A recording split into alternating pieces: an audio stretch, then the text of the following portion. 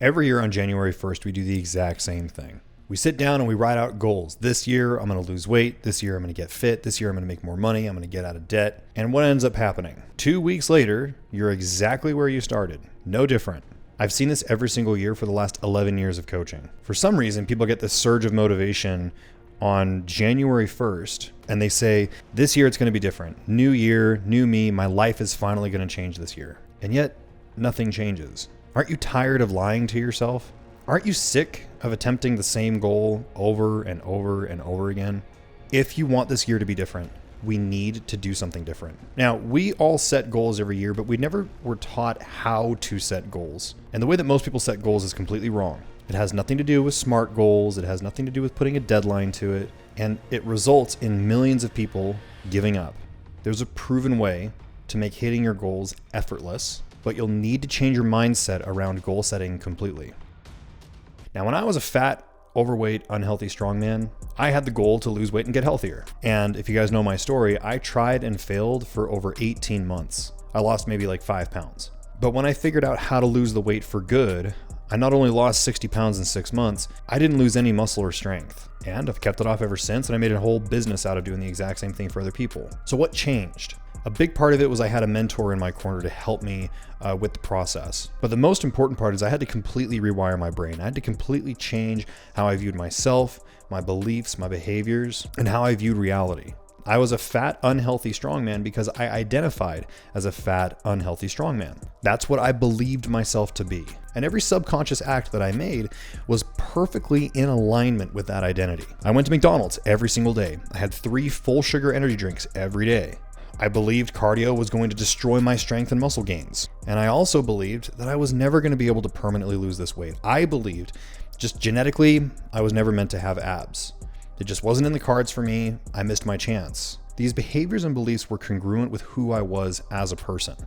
Every effort of sticking to a diet, working out, walking more was only short-lived because they didn't align with my identity. It wasn't who I was. So I had to completely reprogram myself to identify as a completely different person. I needed to visualize what a lean, shredded, healthy Braden looked and behaved like.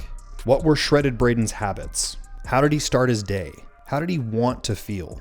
I had to get very clear on the identity of Braden, who was 60 pounds lighter and leaner and healthier. So instead of trying to set the goal of losing 60 pounds, I had to embody the identity of someone who was 60 pounds lighter. Only then was I able to finally shred the fat and never look back. Now, it doesn't just end there. Every time I had to make a big change in my life, I've had to completely change my identity. I've had to identify as a different, more improved version of myself. When I got ready for my first bodybuilding competition, I believed I was a bodybuilder. When I wanted to grow Look Like You Lift to the massive coaching business it is today, I had to believe I was a successful entrepreneur, creator, writer, and coach. And any time in my life where I've set a goal but didn't change who I was, I failed. Now, this is how our minds work. We only take actions that are aligned with our identity. If you identify as a fat guy, you're going to make decisions that a fat guy makes. You're going to subconsciously do everything that keeps you fat. And any action that does not align with your fat guy identity will not stick. If you identify with a broke loser, you're going to subconsciously take actions that will keep you broke and keep you a loser. Now, our brain works a lot like a heat-seeking missile. Once this missile is fired, it finds its target, it's locked on, and it constantly adjusts its trajectory until it hits its target. Now, this is done through a series of devices and systems that provide feedback to its directive. If it's off track, the devices will provide feedback and it will automatically adjust to keep it back on track. Our brain works the exact same way. We have one directive, and that's our identity. And our subconscious is constantly receiving feedback from our senses, our environment, and anything that doesn't align with that directive, the brain will automatically course correct. This is why habits never stick, the goals never work out, and you always resort back to your old mental programming.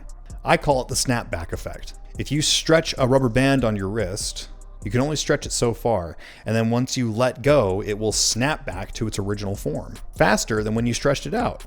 So anytime that you stretch yourself outside of your identity, you're going to snap back to your current programming. So does this mean that we're doomed to always act with our current identity? Are goals and aspirations a fool's effort? Absolutely not. Over the years of your life, you've programmed yourself to have this current identity. Through your thoughts and your actions, you've created this current version of yourself. Every drive-through run, every skipped workout, every alarm that you hit snooze on has formed this current identity. But just like you've programmed yourself to be where you are now, we can reprogram ourselves to be anything that we want.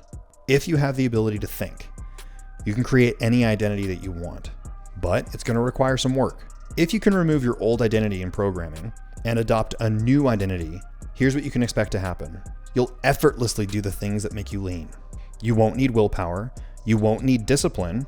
You won't even need motivation, because we're just automatically taking the actions that align with our identity. Just like how right now you automatically grab snacks at the gas station, or you mindlessly scroll on TikTok, or you effortlessly sleep in, it will become automatic for you to wake up early, to get your workouts in, and stick to your meal plan without any temptations or distractions. How would it feel to just think yourself shredded? That is what's possible when we can create our new identity. But how exactly do we do this? First, we need to define who we currently are. We need to get clear on the current programming that's keeping you stuck. I want you to ask yourself these questions and write them down. Who do I currently see myself as? What habits do I currently have that align with my identity? What limiting beliefs do I have about myself? What patterns and behaviors do I subconsciously have? Or what's easy for me to do? Take your time with this exercise because we need to get very clear of who you are. This current version of yourself will have to die in order to make room for the new, improved version of yourself. Just like the old operating system on your computer, we need to erase that completely to install a new operating system. Can you commit to that? Are you ready to let your old self die to make space for the new you? Be honest with yourself. A few months ago, I had a call with someone who wanted to join our coaching program. He talked about how motivated he was, how driven he was to the challenge. He said, "Tell me to climb up a tree and bark and I'll do it." He even started getting emotional and started crying when he was explaining the things that he could no longer do. And yet, when we got down to the specifics of the program and how we work, he hesitated. He didn't want to give up alcohol.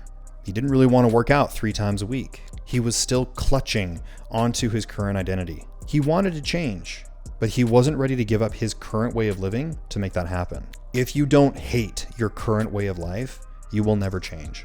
So, going back to the exercise, look at this current version of yourself, and you need to ask, are you ready to let that version die to let the new version take its place?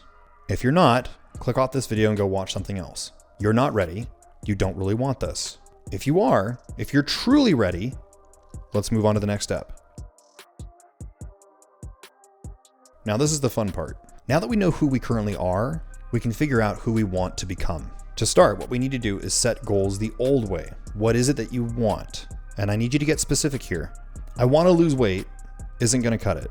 What exactly do you want? Do you want to lose 30 pounds, 100 pounds? Do you want to have 6-pack by the summer? Get clear, specific, and binary. Hitting your goal should be a yes or no answer. Did you hit it? Yes or no? Now, once we've done that, we need to create the identity of the person who has already achieved this goal. If the goal is to lose 40 pounds and have abs by the summer, who is that person? How does he identify? How does he view life? What behaviors do they have? What beliefs do they have about themselves and about the world? What habits do they automatically do without even thinking about it? I want you to create a clear, vivid picture of who this lean, healthy, strong person is. If you need help with this, take a look at other people who already have the identity that you want. Who do you look up to? Who inspires you?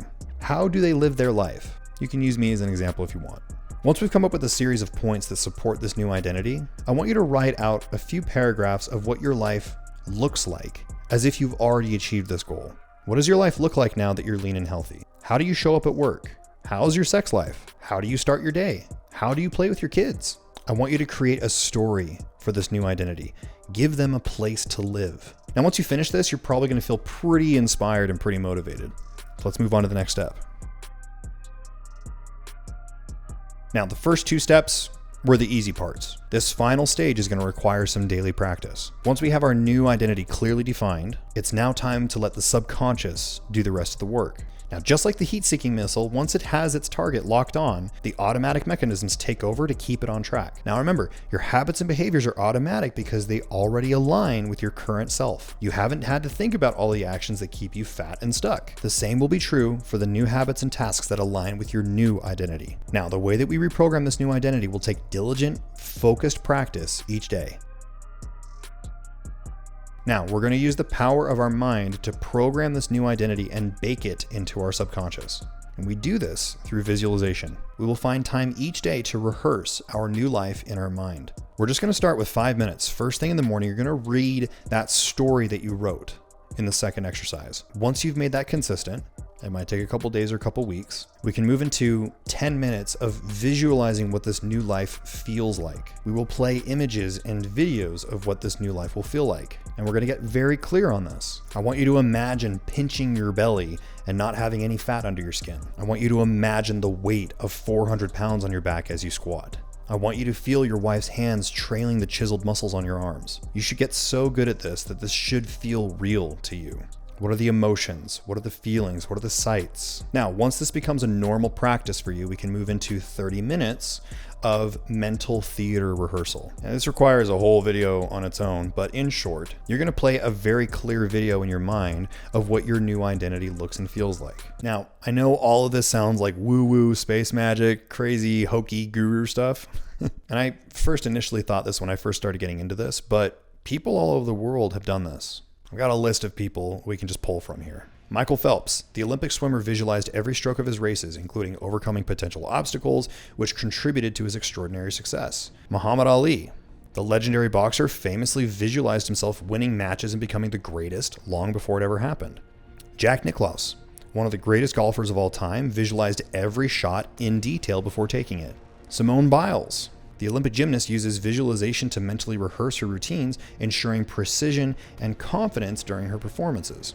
Steve Jobs, the co-founder of Apple, used visualization to imagine products that would change the world, including the iPhone and Mac.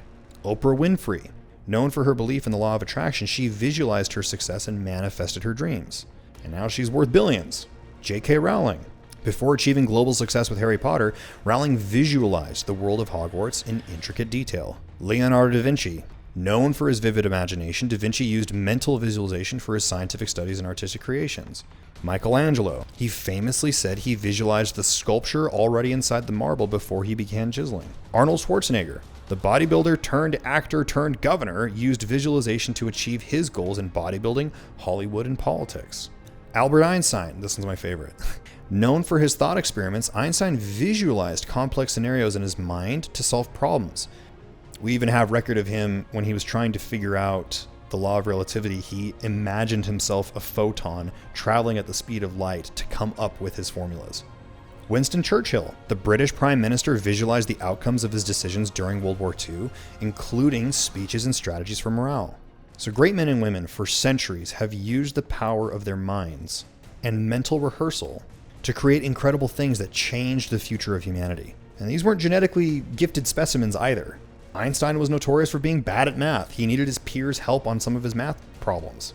Steve Jobs was not a technical guy, but his imagination is what created Apple. Oprah's upbringing was plagued with challenges and obstacles, and faced poverty for most of her young life, but they all believed that they were meant for greatness, and dedicated a lot of time to visualize a new future for themselves. So if these people could use their minds to change the future of humanity, what's so crazy about using our own minds to change our bodies? Still don't think visualization works? You're doing it right now. You do it every single day. Every time that you scroll mindlessly through TikTok and YouTube, you're visualizing yourself as a mindless consumer. Every time that you watch ads for a new burger at a fast food joint, you visualize staying fat. Every time that you sleep in and skip your workout, you visualize getting weaker and fatter. All we're doing is replacing our current consumption habits with visualizations that align and serve our higher self. Now, I've only been able to scratch the surface of creating a new identity for permanent success here. If you'd like to read more about this, I'd recommend Psycho-Cybernetics by Dr. Maxwell Maltz. Really, really good book. But I firmly believe that this is the key to permanent change. Effortless habits, and finally achieving your goals this year. You must commit to changing the person you are And it starts with defining a new, improved version of you and reprogramming your mind to align with this new identity. You can do this. Hope this video was helpful. Like and subscribe for more. Would love to hear your thoughts in the comments. See you in the next one.